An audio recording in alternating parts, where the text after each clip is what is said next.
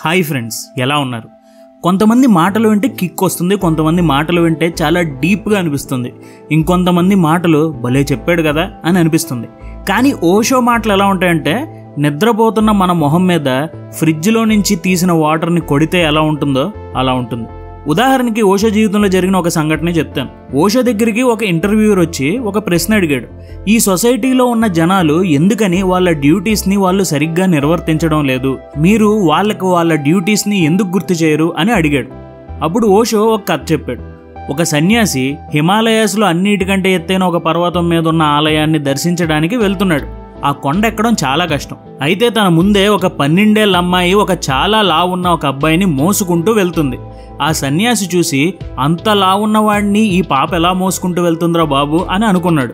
ఒక పాయింట్లో సన్యాసి అలిసిపోయి ఆ అమ్మాయిని అడిగాడు, అమ్మ నువ్వు అలసిపోలేదా, అంత బండోడిని ఎలా ఎత్తుకుని వెళ్తున్నావు అని అన్నాడు. అప్పుడు ఆ చిన్న పాపకి కోపం వచ్చేసింది. బండోడా, నీ కళ్ళు సరిగ్గా కనబడటం లేదేమో, ఈడు బండోడు కాదు, నా తమ్ముడు, అండ్ నా తమ్ముడు నాకెప్పుడు బరువు కాదని చెప్పి వెళ్ళిపోయింది. ఈ స్టోరీ ఓషో చెప్పడానికి మెయిన్ కారణం ఏంటంటే మీ డ్యూటీ మీరు చేస్తున్నారు, మంచిది, మీరు చేస్తున్నారు కదా అని అందరూ అలాగే చేయాలి, అలాగే ఉండాలి అని అనుకోవడం మూర్ఖత్వం. Mind your own business and others business is none of your business. Osho స్ట్రోకులు అవే మాటలు మామూలుగా ఉండవు. సో ఈ వీడియోలో అలాంటి మరికొన్ని మాటల్ని మీకు చెప్తాను, సో ఎండ్ వరకు వినండి.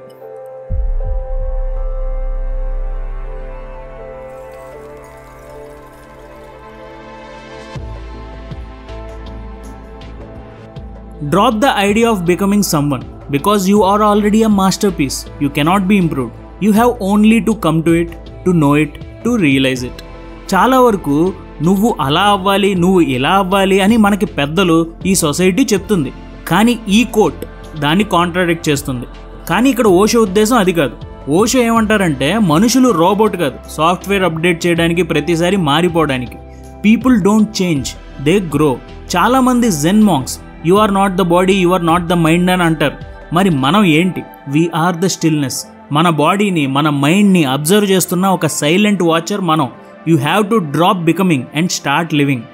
ఏదో అవ్వాలి అనే ఆలోచనని వదిలేసి ఇప్పుడు ఈ క్షణం బ్రతకాలనే ఆలోచనని మనం ఎంటర్టైన్ చేయాలి.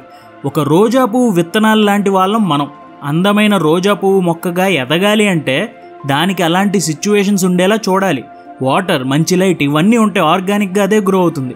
అలాగే మనకి మంచి వాతావరణం ఉండేలా చూసుకుంటే మనం కూడా ఆర్గానిక్గా గ్రో అవుతాం. ఇది ఓషో మాట. I live my life based on 2 principles. 1. I live as if today was my last day on earth. 2. I live today as if I am going to live forever. మనకంటూ ఈ భూమి మీద ఇదే ఆఖరి రోజు అయితే ఎలా బ్రతుకుతాం? ఓషో అయితే మొత్తం ఈ రోజంతా ఆస్వాదిస్తాను, ఏం పని చేసినా ఎంజాయ్ చేస్తాను, ఈ నిమిషంలో ఉన్న మొత్తం ఆ ఫ్రూట్లో ఉన్న జ్యూస్ మొత్తాన్ని పిండేసుకుంటానని అంటున్నాడు. కానీ అదే చేత్తో I live today as if I'm going to live for ever అని కూడా అంటున్నాడు. ఎందుకంటే ఈ మూమెంట్లోని మజాని చూడడం ముఖ్యమే. అలాగే ఆ మూమెంట్ మనం పొందుతున్న మజాకి ఒక పర్పస్ కూడా ఉండేలా చూసుకోవాలి. ఎంజాయ్ చేయండి, కానీ ఆ ఎంజాయ్మెంట్కి ఒక అర్థాన్ని వెతుక్కోండి. కొంచెం ఇలాంటి మాటే మనకి బుద్ధుడి బోధనలో కూడా చెప్తారు. జరిగేది జరుగుద్ది, దాన్ని అబ్జర్వ్ చేయండి, కానీ అది ఇది, ఈ ఆలోచనకు అర్థం అది, ఆ ఆలోచనకు అర్థం ఇది అనే డీప్ థాట్స్లోకి వెళ్ళకండి. అది ఒక ర్యాబిట్ హోల్ లాగా వెళ్తూనే ఉంటుంది. అందుకే ఈరోజు బ్రతకండి. The most comfortable life is in the grave. Osho అంటారు, జీవితం అనేది ఒక అద్భుతమైన వరం, పాపం కాదు. జీవితం అనేది ఆనందం, అపరాధం కాదు. ఈ సృష్టి నువ్వేం అడగకుండానే నీకు ఫ్రీగా ఈ జీవితాన్ని గిఫ్ట్గా ఇచ్చేసింది. అయితే నువ్వు ఏమీ రూపాయి ఇవ్వకుండానే ఇలాంటి లైఫ్ వచ్చింది కాబట్టి నీకు లైఫ్ని చూసే విధానం తెలియడం లేదు. కంఫర్టబుల్గా, కన్వీనియంట్గా ఏదైనా మనకి ఫ్రీగా చేతులకు వచ్చేస్తే మనం దానికి వాల్యూ ఇవ్వం. సో కంఫర్ట్ని వదిలేయండి. మీరు ఎంత కంఫర్ట్గా అలవాటు పడతారో అంతే తక్కువ బ్రతుకున్నట్టు. చనిపోయాక సమాధిలో ఎలాగో కంఫర్టబుల్గా ఉండొచ్చు. సో మీ లైఫ్ని ఇంట్రెస్టింగ్గా మార్చుకోండి, కంఫర్టబుల్గా కాదు. The greatest fear in the world is the opinion of others. And the moment you are unafraid of the crowd, you are no longer a sheep, you become a lion. A great roar arises in your heart, the roar of freedom. మనందరం కూడా అంటూ ఉంటాం, నేను ఎవరిని పట్టించుకోను, నాకు నచ్చింది నేను చేస్తాను, ఎవడేమనుకుంటే నాకెందుకు, ఇలాంటి మాటలు చెప్తాం, కానీ నిజాలు కాదు. నిజానికి అందరం కూడా ఈ సొసైటీ అంటే భయపడతాం. జనాలు ఏమనుకుంటారో, వాళ్ళు ఏం ఆలోచిస్తున్నారో, వాళ్ళ దృష్టిలో మనం మంచిగా ఉండాలి, ఇలాంటి ఆలోచనలో మనం ఉంటాం. ఇలాంటి ఆలోచనలు స్లోగా భయాలుగా మారిపోతాయి. స్లోగా మన కోరికల్ని, మనకుండే ఆశయాల్ని తీర్చుకోనివ్వకుండా అడ్డుపడుతూ ఉంటాయి. రిస్క్ తీసుకునే ఆలోచన లేకుండా చేస్తాయి. అందుకే ఓషో అంటారు, ఎప్పుడైతే నువ్వు ఆ భయాన్ని వదులుతావో, జనాలు ఏమనుకుంటారు అనే పట్టింపు వదిలేస్తావో, అప్పుడు గుంపుని ఫాలో అయ్యే గొర్రెలాంటి ఆలోచన నుంచి బయటపడతావు. అలా బయటపడి ధైర్యాన్ని, బలాన్ని, స్వాతంత్రాన్ని నింపుకున్న సింహంలా మారుతావు. ఎప్పుడైతే వేరే వాళ్ళని ఫాలో అవ్వడం మానేస్తామో, అప్పుడు ఈ సొసైటీ పెట్టిన లిమిటేషన్స్ నుంచి బయటపడతాం. అప్పుడు మీ మనస్సు నుంచి ఒక సింహపు గర్జన వస్తుంది. ఈ గర్జన స్వతంత్రానికి సింబల్. సో ఎక్కువ వేరే వాళ్ళ ఇన్ఫ్లుయెన్స్లో ఉన్నారా ఆలోచించండి. అందులో నుంచి బయటకు వచ్చే ఆలోచన ఇప్పుడే చేయండి. మన ఇండివిజువాలిటీని అర్థం చేసుకోండి. మనకంటూ యూనిక్ ఆలోచనలు ఉన్నాయని గుర్తుంచుకోండి. దాన్ని ఎంపవర్ చేసుకోండి, ఇరగతీస్తారు. In love the other is important, in lust you are important. ప్రేమలో ఉన్నప్పుడు మనం వేరే వాళ్ళ గురించి ఎక్కువ ఆలోచిస్తాం. అండ్ కామంలో ఉన్నప్పుడు మనం కేవలం మన గురించి మాత్రమే ఆలోచిస్తాం. ప్రేమలో కంపాషన్ ఉంటుంది, ఎంపతి ఉంటుంది, కానీ కామంలో సెల్ఫ్ గ్రాటిఫికేషన్ ఉంటుంది. అంటే మన సుఖం అంతే. అండ్ ప్రేమ 2 సోల్స్ మధ్య జరిగే వ్యవహారం, అండ్ కామం 2 శరీరాల మధ్య జరిగే వ్యవహారం. కానీ చాలామందికి ప్రేమ అంటే ఏమిటో తెలియదు. ఎందుకంటే చాలామంది వాళ్ళ సోల్ని చూడరు, కేవలం వాళ్ళ శరీరాలని మాత్రమే చూసుకుంటారు. సో ప్రేమ విలువ తెలియాలి అంటే మనలోని ఆ సోల్ని, ఆ అంతరాత్మని మనం చూడటం నేర్చుకోవాలి, శరీరాన్ని చూడటం కాదు. Seriousness destroys all the flowers. Osho అంటారు, జీవితం అనేది సీరియస్గా మొహం ముడుచుకుని కూర్చోవడానికి కాదు, ఆనందంగా ఆట విడుపుతో జీవితాన్ని చూడాలి అని. ఎప్పుడైతే లైఫ్లో బాగా సీరియస్ అయిపోతామో క్లోజ్ మైండెడ్ అయిపోతాం.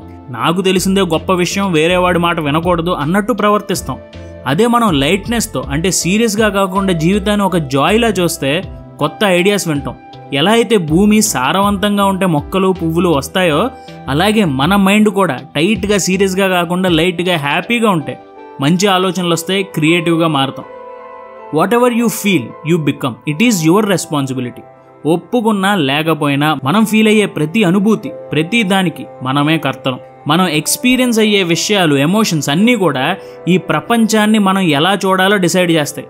మన బిహేవియర్ని, సమాజంలో మన నడవడికను ఇవే డిసైడ్ చేస్తాయి. మన ఫీలింగ్స్కి మనమే కర్తలం, అండ్ వాటి కర్మని మనం రోజు మోస్తుంటాం. అలాగే మరి మనమే కర్తలం అండ్ మనమే కర్మను మోస్తున్నాం అంటే వాటి రెస్పాన్సిబిలిటీని తీసుకునే ధైర్యం కూడా మనకు ఉండాలి. మనకి వచ్చే ఎమోషన్స్ని మనమే మేనేజ్ చేసుకోవడం నేర్చుకోవాలి. డెఫినెట్లీ కొన్ని ఎమోషన్స్ని కంట్రోల్ చేయలేం, కానీ మనం వాటి వల్ల ఎలా రియాక్ట్ అవుతున్నాం అనేది కంట్రోల్ చేయగలం. సో మీకు జరిగే ప్రతి విషయాన్ని జరగనివ్వండి, మీ రెస్పాన్సిబిలిటీ మీరే తీసుకోండి. Creativity is the greatest rebellion. ఒక గుంపుతో ప్రయాణం చేస్తే క్రియేటివిటీ అనేది రావడం అసాధ్యం. ఎక్కువ మంది జనాలతో కలిసిపోయి ఉంటే మీడియోకర్గా ఉండిపోతాం. మనలో ఉన్న క్రియేటివిటీ కూడా చనిపోతుంది. సో వైవిధ్యంగా ఆలోచించాలంటే రెబల్ అవ్వాలి. మనకంటూ ఒక క్లోజ్డ్ గ్రూప్ ఆఫ్ ఫ్రెండ్స్ ఉండాలి. బ్యూటీని అప్రిషియేట్ చేయాలి. మన లైఫ్లో మనకి నచ్చిన ఒక విషయం మీద మాస్టరీ చేయాలి.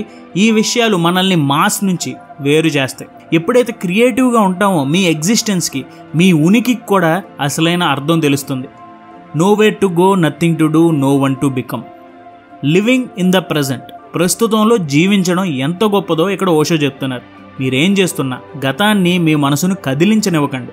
భవిష్యత్తు మీద ఆందోళన చెందకండి. ఎందుకంటే గతం ఇక లేదు, మరియు భవిష్యత్తు ఇంకా రాలేదు. కానీ మనం ఊహలలో, అబద్ధాల్లో విహరిస్తాం. అందుకే ఓషో అంటారు, జ్ఞాపకాల్లో జీవించడం, ఊహల్లో జీవించడం అంటే అస్తిత్వం లేని దానిలో జీవించడం. అస్తిత్వం లేనిది అంటే నాన్ ఎగ్జిస్టెంట్, అంటే ఒక అబద్ధం అనుకోవచ్చు. ఆ అబద్ధంలో జీవిస్తున్నామని. అండ్ మీరు అస్తిత్వం లేని దానిలో జీవిస్తున్నప్పుడు అస్తిత్వం ఉన్న దానిని మీరు కోల్పోతున్నారు. అంటే నిజాన్ని, ప్రస్తుతం ఏదైతే నిజమో దాన్ని కోల్పోతున్నాం. అండ్ ఇలా జరిగినప్పుడు సహజంగానే మీరు దుఃఖిస్తారు, ఎందుకంటే మీరు మీ మొత్తం జీవితాన్ని కోల్పోతున్నారు.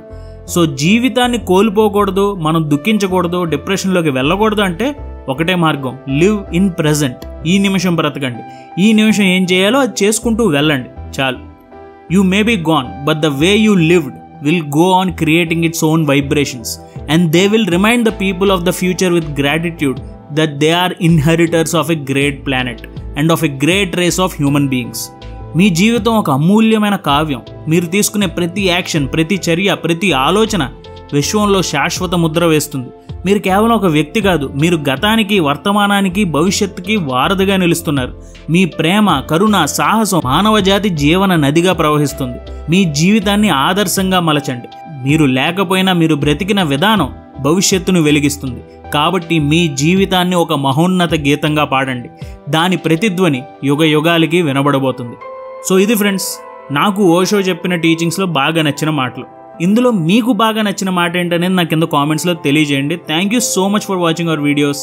జై హింద్.